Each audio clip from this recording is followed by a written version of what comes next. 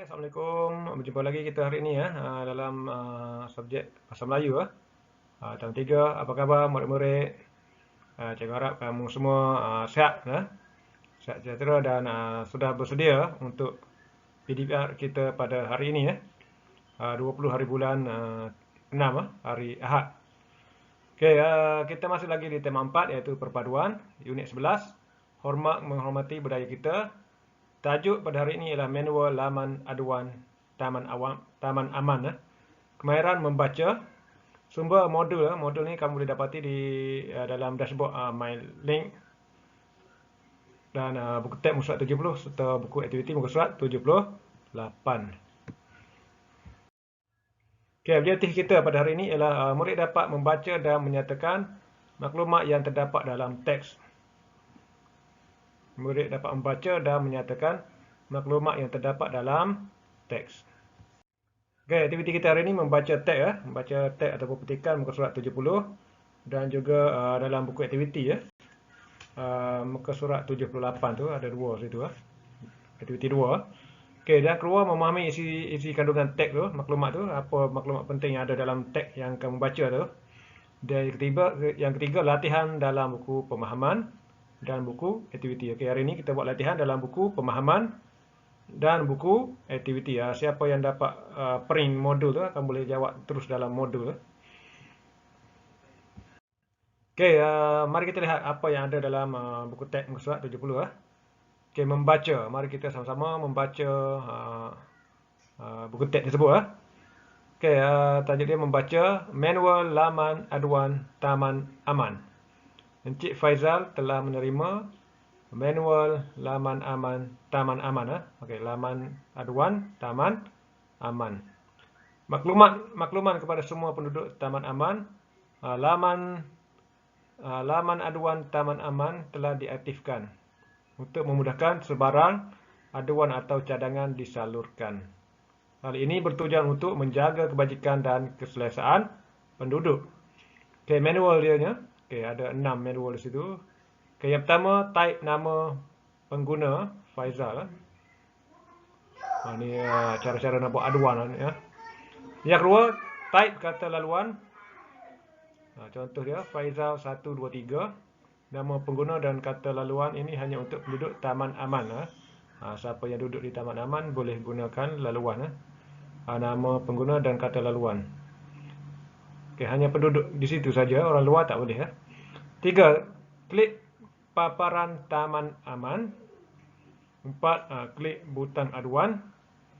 Yang kelima, masukkan aduan atau cadangan yang hendak disalurkan. Okey, tengok dia bagi nota situ. Laman ini hanya digunakan untuk urusan rasmi, terbuka kepada semua kaum.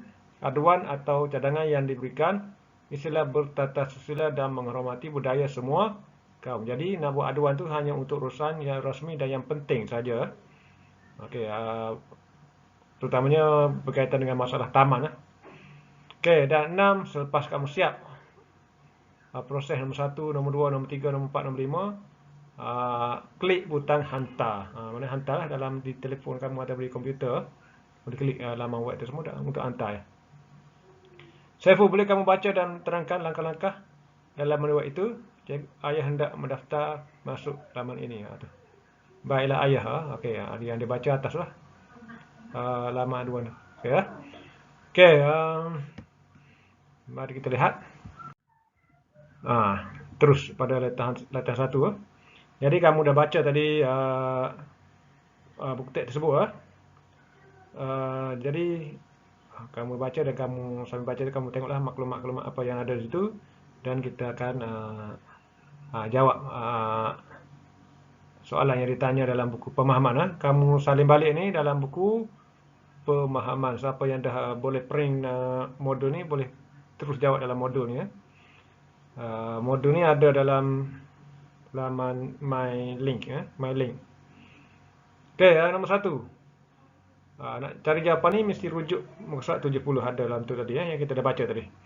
Okey, Encik Faizal tinggal di mana?